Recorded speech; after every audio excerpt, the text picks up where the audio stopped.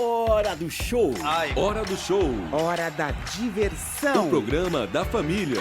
Tá na hora de sorrir. Alegria no seu rádio. Sabadão Amizade. Sabadão Amizade. A sua resenha imperdível. Essa turma não tem limite. Não tem limite. Que é isso, meu filho? Calma.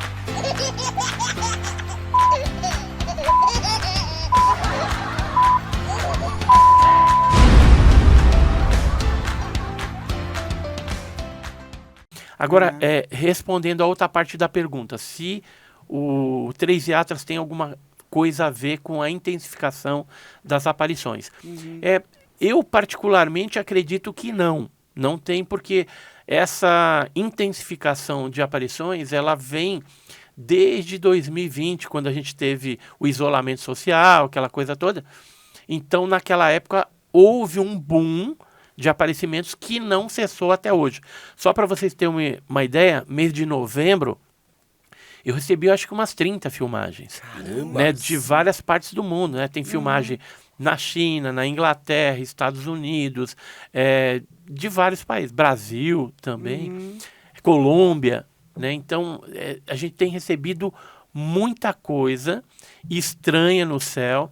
Tem que dar um desconto aí dos dronovnis, né? Porque como a gente está em conflito lá na Europa, quando chega algum vídeo de lá, pode ser que seja alguma tecnologia que eles estão usando ali, né?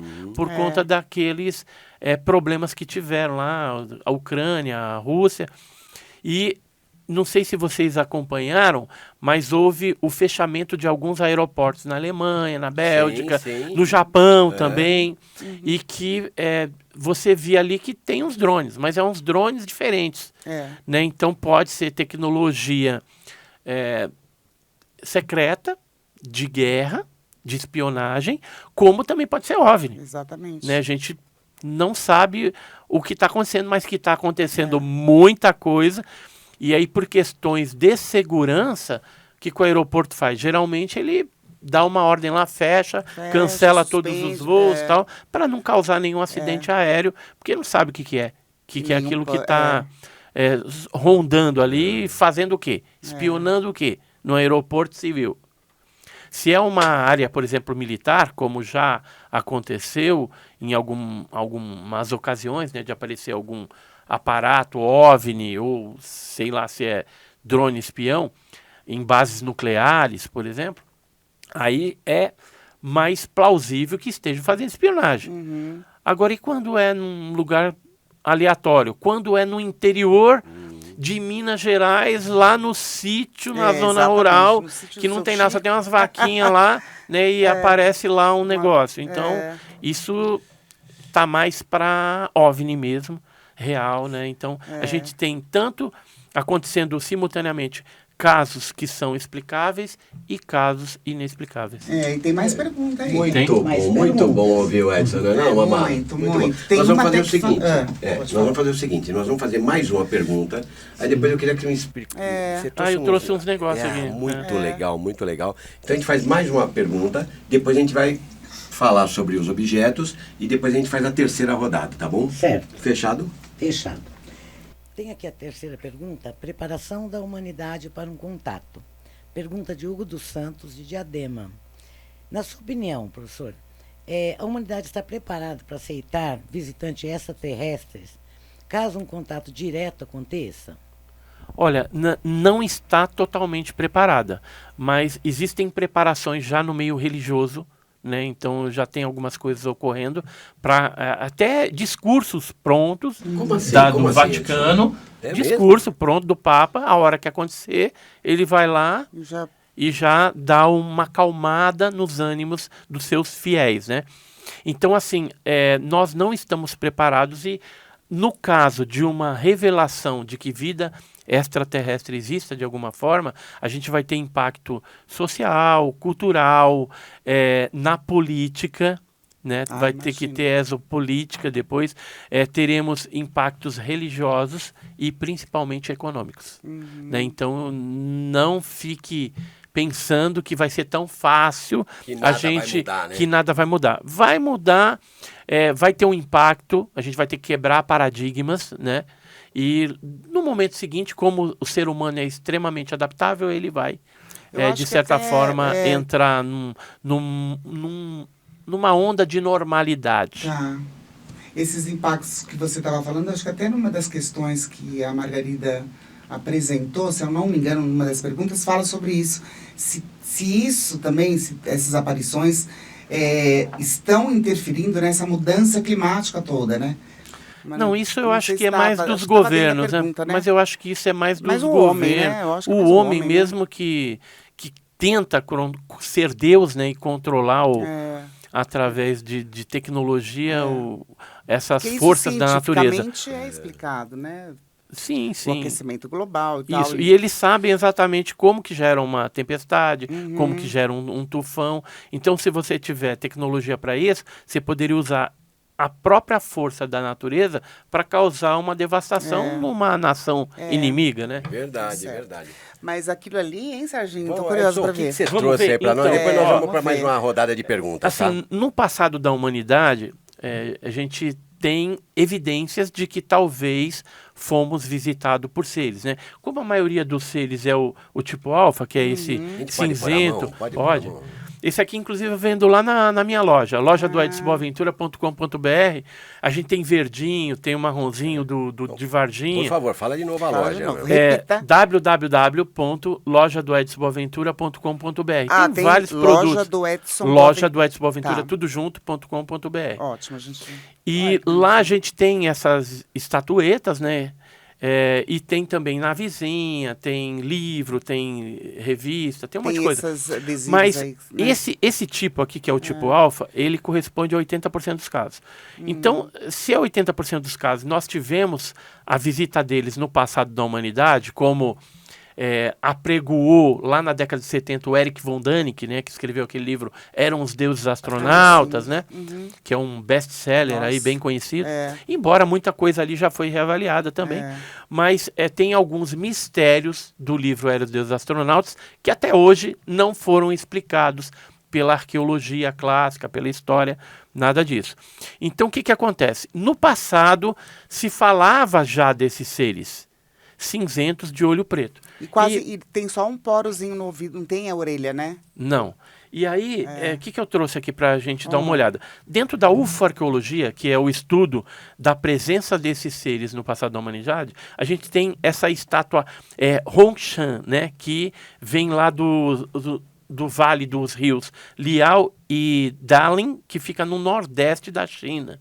Eles são datados de 4.000 a 3.000 anos antes de Cristo. E geralmente eles são feitos de jade, que era um negócio, uma pedra verde, né, o jade, que é interpretada como sendo dos deuses, das divindades, né? E por vezes são feitos por meteoritos. Eles pegam o meteorito e esculpem. Esse aí é de um meteorito, pode ver que é pesadinho. Agora, essa estátua Hongshan, que é tipo uma divindade, alguma coisa assim, ela tem os olhos grandes. Né, geralmente tem uma cabeça em forma de gota, bem parecida com um Grey, e aqueles olhos desproporcionais. Então, será que os chineses queriam deixar registrado que alguma coisa celeste, o fato deles usarem no material meteoritos, que são pedras que vieram do espaço, deixar caracterizado que isso era uma estátua, uma escultura de um ser que eles tiveram contato no passado? E aí no Japão... Ó, eu não trouxe... se preocupa, o Gabriel depois vai tirar foto, daí vocês vão conseguir ver legal isso aqui, meu. Vai ficar muito bacana de ver. Meu. Olha, no Japão a gente tem as estátuas Dogu, né, que é Dogu de óculos, eles falam, que pode ser um ser também... com essa cabeça grande e os olhos desproporcionais. Parece um Inca, né? Na mãozinha, né, essas estatuetas de 2.000 a 3.000 anos, né? São mais recentes do que a Hongshan. E essa estatueta do Dogu, ela lembra muito o Grey também. E segundo o Kazantsev, que era um historiador russo, que pesquisou bastante lá no Japão, na China e tal, ele falava que esses seres tinham uma espécie de roupa folgada e que tinha umas mãos de pinça, assim, como se tivesse um equipamento, né, para não ter contato com o ar, tal. Então eles ficavam dentro dessas roupas folgadas e uma espécie de capacete, né, com esses óculos Proteção, pretos, sempre uma algum proteção. tipo de proteção. Mas assim, por que eu trouxe? Para a gente ter uma ideia de que se no Muito passado bonito esse daqui, nós né? fomos Parece uma coisa visitados inca. pelos seres Bonito. tripulantes desses OVNIs, certamente ficaram registros, né, não só nas esculturas, mas também tem pinturas rupestres, né? Deixa eu ver se eu tenho alguma aqui para a gente deixa mostrar separado também. depois. Nas pinturas rupestres, a gente vê, por exemplo, na Austrália, Em esses Perth, seres, né? Aqui, esse aqui é em Perth. Em Perth, eu lembro. Lembra que eu mostrei esse Sim. aqui? E tem também... Deixa eu achar aqui um outro. Eu acho que eu não trouxe esse. E esses parecem tudo os fantasminhas, não sei. É muito legal, porque é muita evidência, né, Mamá? É muita É muita evidência. evidência, é muita coisa. Eu acho que Muita esse eu tô, evidência. mas assim, pinturas rupestres também em outras partes do mundo, elas trazem esse tipo de ser. E se a gente pegar, por exemplo, alguns livros antigos, né, a gente vai encontrar a mesma tipologia, né, da Idade Média, falando, por exemplo, quando a gente falou aqui das relações sexuais, existe dentro da mitologia religiosa a questão dos súcubos e íncubos, que seriam demônios femininos e masculinos que teriam relação com jovens durante a noite. Isso na Idade Média. Aí a gente fica pensando, né? Um demônio, geralmente, o que ele tem? Tem chifre, né? Se a gente pegar alguns desses relatos aqui desses seres que tiveram contato, eles tinham uma espécie de capacete com antena. Com A antena. antena poderia ter sido interpretada como uma espécie de chifre. Entendeu? E aí, esses seres que apareceram na Idade Média e que eram interpretados como demônios, né, porque tinham relação, e que já estavam colhendo material genético do ser humano, fazendo talvez experimento híbrido, era interpretado como algo demoníaco. Olha que Mas, na verdade, poderiam ser os seres tripulantes dos OVNIs já atuando. Talvez E- só um capacete para conseguir respirar aqui dentro, aqui na Terra, é isso? Pôs um capacetinho e falou, apesar meu, que, acho que nesses casos, né, os descritos aqui, tem alguns casos que eles acabaram tirando o capacete. Né, quando foi fazer o ato lá, eles tiraram. Tá.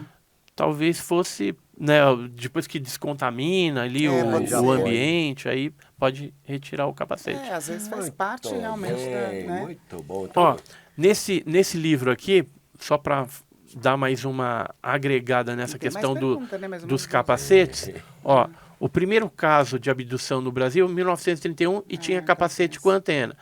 Caso Tiago Machado, que aconteceu em 69, Pirassununga, em 69, também tinha capacete, e as vestimentas como são exato. similares. E esse aqui na Chapada das Mesas, durante a Operação Prato, no norte do Brasil também, capacete com antena. Eu Só vou que já é um deixar, grey, ó. Tá vendo? Já é um grey. Já é um grey desse aqui. Esses aqui são diferentes. Esses já são bem humanos, né? Eu vou deixar aqui até pra gente não esquecer de. Muito bom, muito bom. Podemos fazer mais uma rodada de perguntas, Edson? Bora. Bora! Margarida! Acho que é assim, Eduardo Campos. Eduardo. Belo. De Campo Belo. Ele está fazendo uma pergunta assim, meio que parecida com a anterior, mas é interessante também aqui. Por que tantos relatos de avistamentos parecem ser escondidos ou abafados das pessoas? É medo de pânico, impacto nas religiões ou outra razão? Olha, acho que foi- essas duas coisas e mais uma principal, né? É tanto pânico, impacto religioso, como ganância tecnológica. Qualquer país que tiver essa tecnologia dos aliens vai ter uma tecnologia através de engenharia reversa superior para dominar e oprimir os seus inimigos aí potenciais. Ou seja, se os Estados Unidos tiver, ele vai ficar na frente da Rússia e da China. Não, você mesmo falou de drone, né, e tudo mais. E tem algumas coisas que os caras começam a tirar lá, né, de toda essa análise, de todo esse estudo, e começam a transformar em armas aí bélicas, né? A gente sabe, tem um estudo que alguns anos atrás foi encabeçado pelo Robert Bigelow, do Bigelow Aerospace. Foi criada uma entidade chamada AATP, e trabalharam ali físicos, várias pessoas, e a incumbência deles eram ver esses metamateriais dos OVNIs, desse material não humano, e transformar aquilo em algum tipo de tecnologia, seja ela bélica, seja da área de medicina, e foi feito.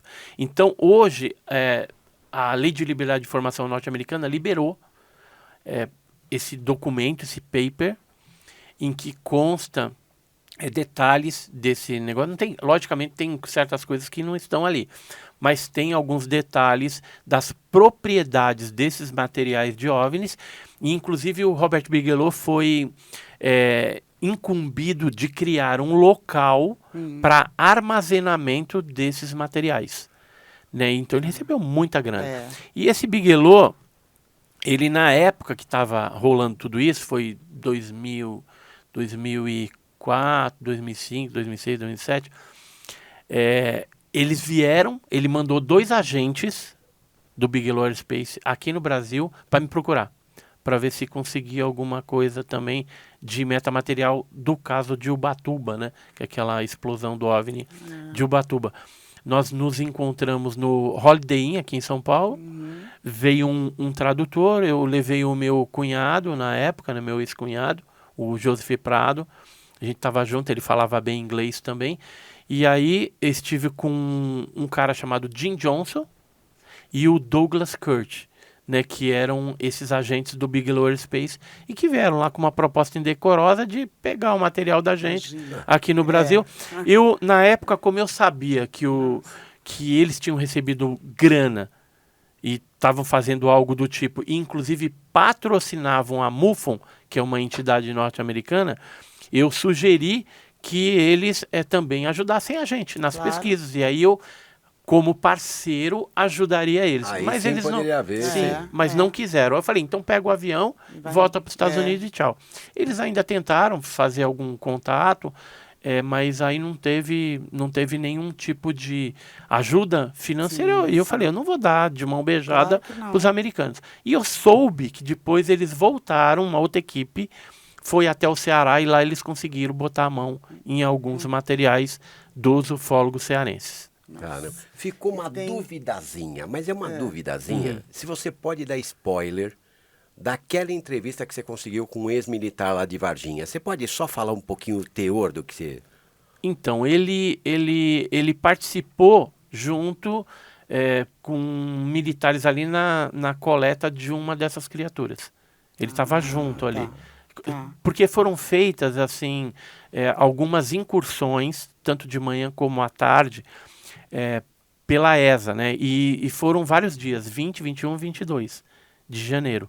E ele participou numa dessas. Eu não vou falar se foi de manhã, se foi à tarde, por enquanto, para não identificar, porque provavelmente o Exército deve ter mapeado quem foi em cada uma. Tem o turno, tem tudo, né? Tem tudo registrado. Entendeu? Deve ter alguma coisa. Então, deixa o barco andar. Mas foi isso, ele estava no fogo cruzado do negócio acontecendo. Entendeu? Então, por ser um militar do Exército e dando um depoimento desse, eu acredito que vai ser uma coisa bem interessante. Aumentou o peso, né? Aumenta o peso. Claro que sim. Porque assim, a gente já tinha conseguido, algum tempo atrás, um depoimento de um ex-recruta, tal, né? Que aí depois tentaram descaracterizar, falar que não era, que o cara estava mentindo. Embora ele mostrou lá comprovações, eu passei, inclusive, para aqueles técnicos que analisam a fisionomia para ver se o cara está mentindo ou não, e eles falaram, não, o cara está falando a verdade. E aí, esse cara que tinha dado depoimento para a gente, teria vindo de Belo Horizonte para lá. Hoje a gente sabe que vieram, sim, algumas equipes de fora para ajudar naquelas questões ali das capturas. Teve, inclusive, bases que hoje a gente sabe que estavam de prontidão para vir e acabaram não vindo. Bases, por exemplo, do Espírito Santo. A gente tem depoimento disso também. Mas esse militar que a gente conversou, ex-militar, né? Ele estava na ESA.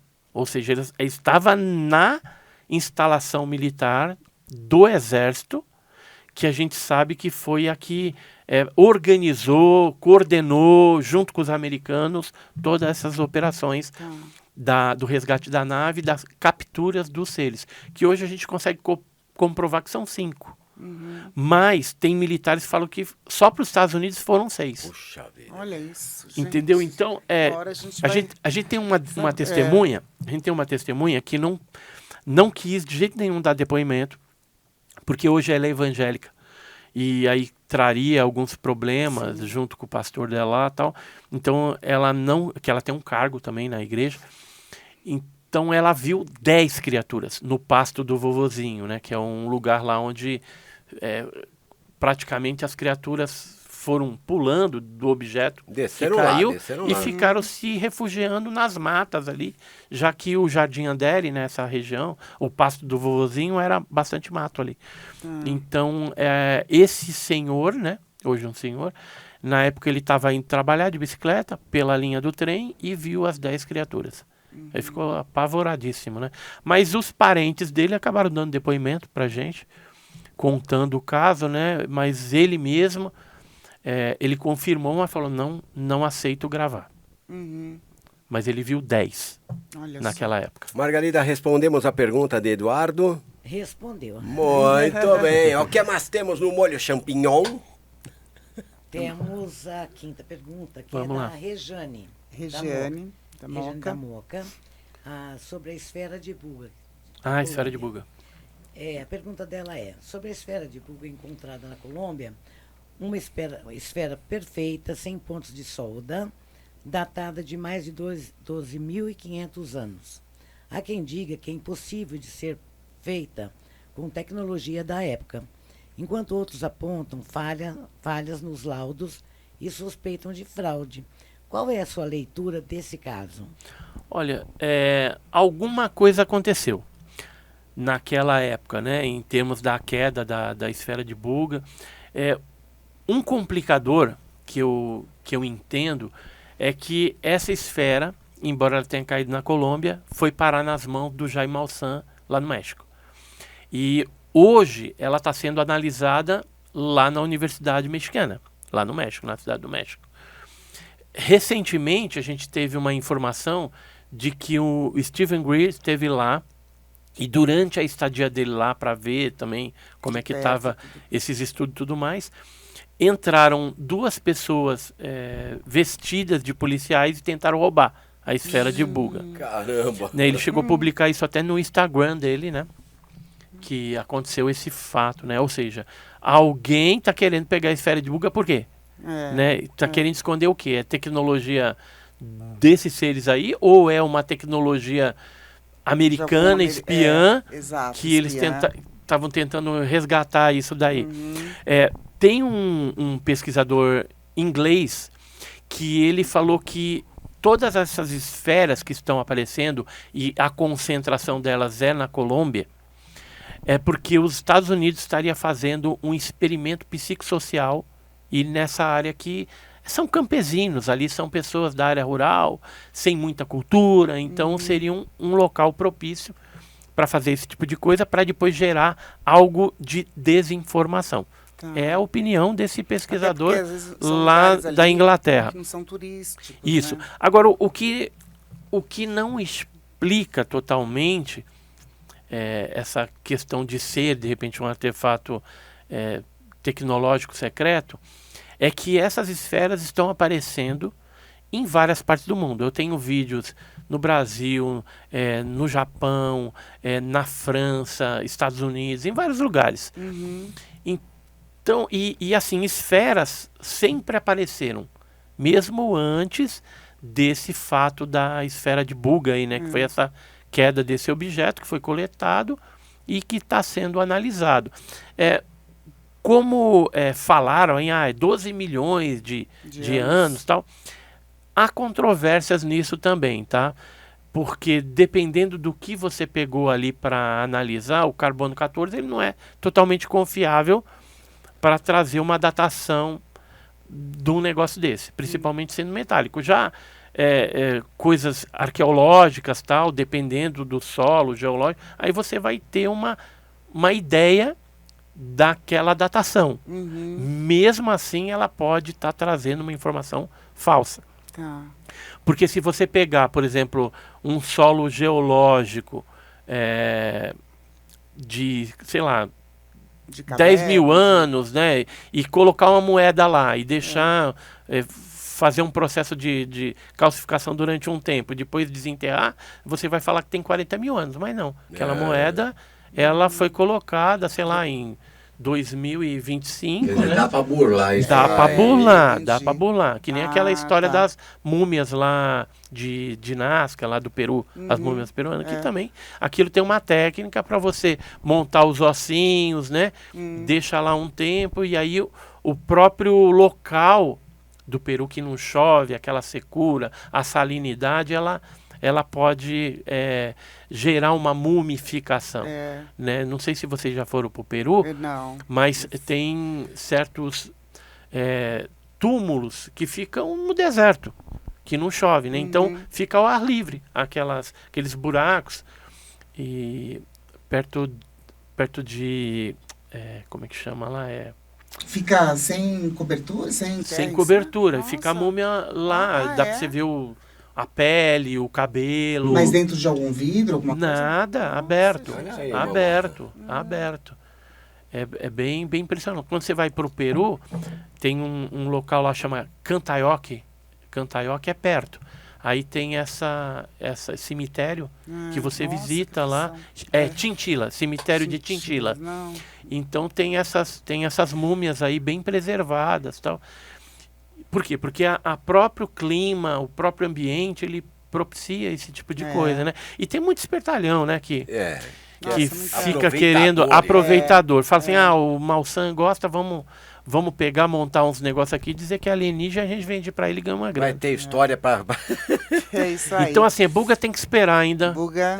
Muito ver bem. os próximos capítulos, Próximos da capítulos. esfera de Tem Buga. alguma coisa depois de Buga? Por falar em próximos capítulos, É, né, Mamá? Temos mais acho uma que é a pergunta. Temos última, mais né? uma pergunta última. Tá. Assim, são várias, mas Mas a gente tivemos tem que parar na tempo, sexta, né? né? O tempo já tá...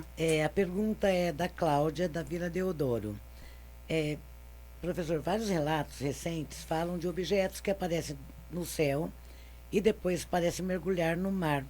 Pescadores, turistas, vídeos de celular. Na ufologia existe mesmo a hipótese de bases submarinas? O senhor já investigou algum caso assim? Já investiguei Peraí, vários deixa eu casos.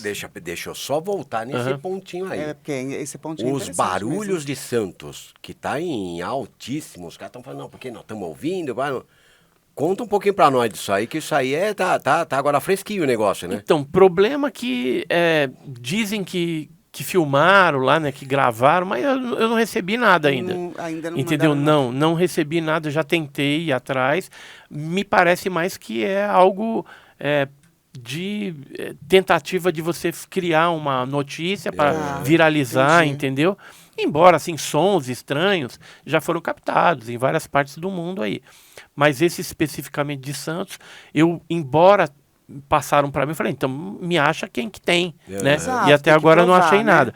Agora, na questão dos OSNIs, de objeto que entra e sai dentro do mar, isso existe, as bases, né? Isso foi falado, inclusive, na audiência pública norte-americana. O almirante Galadé bateu bastante nessa tecla dos OSNIs, que os americanos já têm até tecnologia...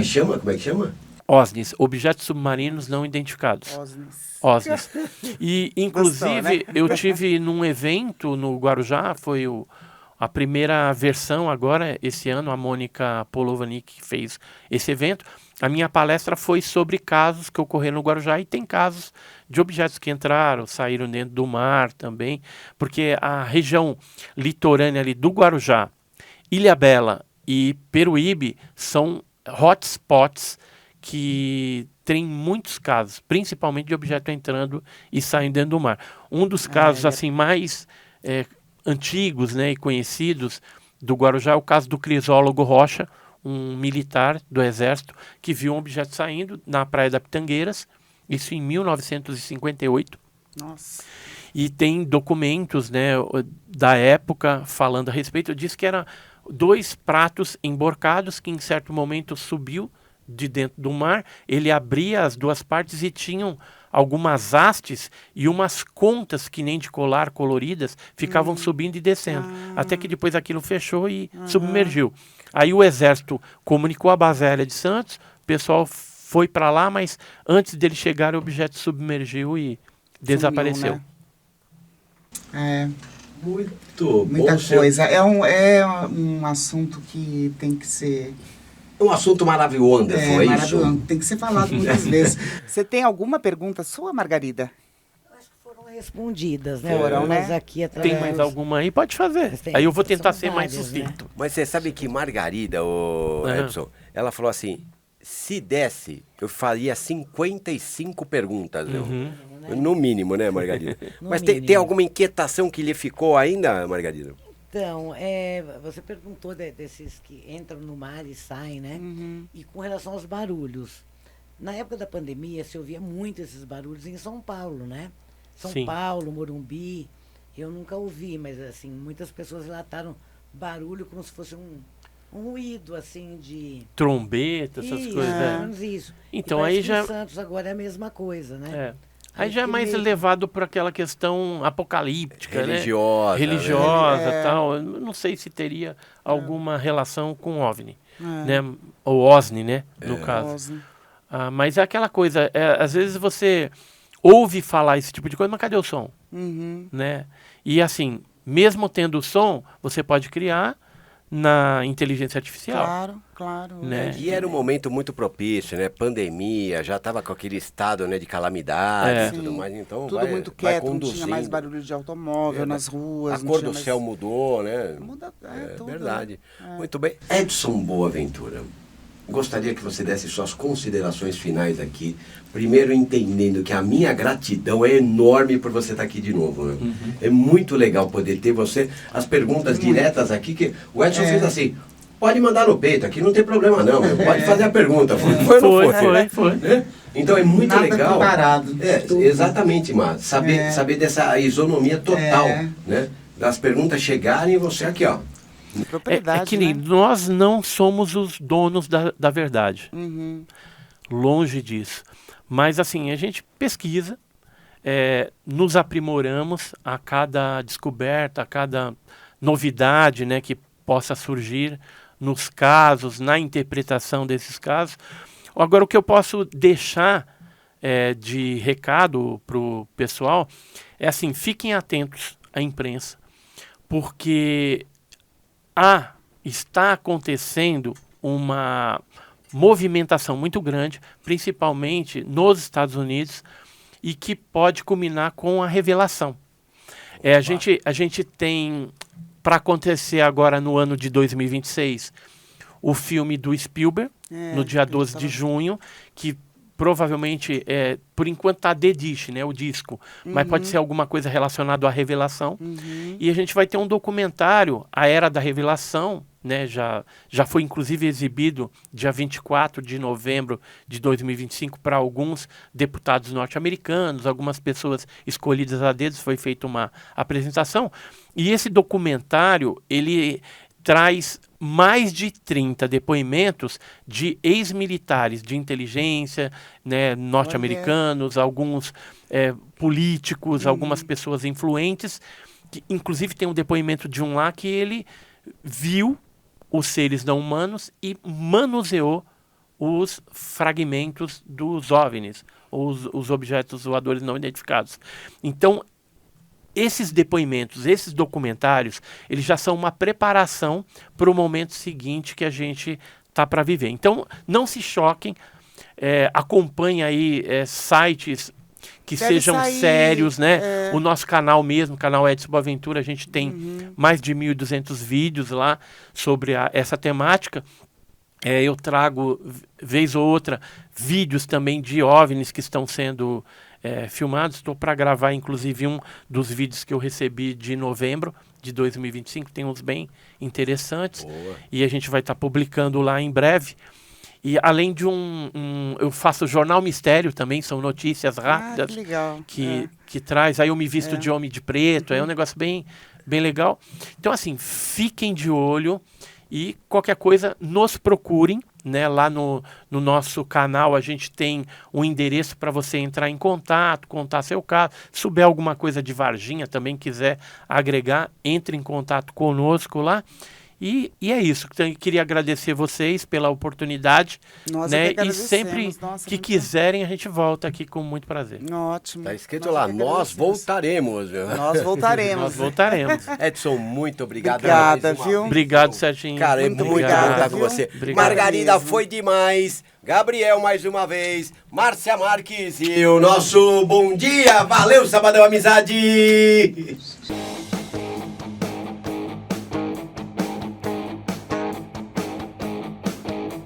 Sabe quando bate aquela bad e você precisa de um abrigo? Aquele dia que deu tudo certo, você precisa contar pra um amigo.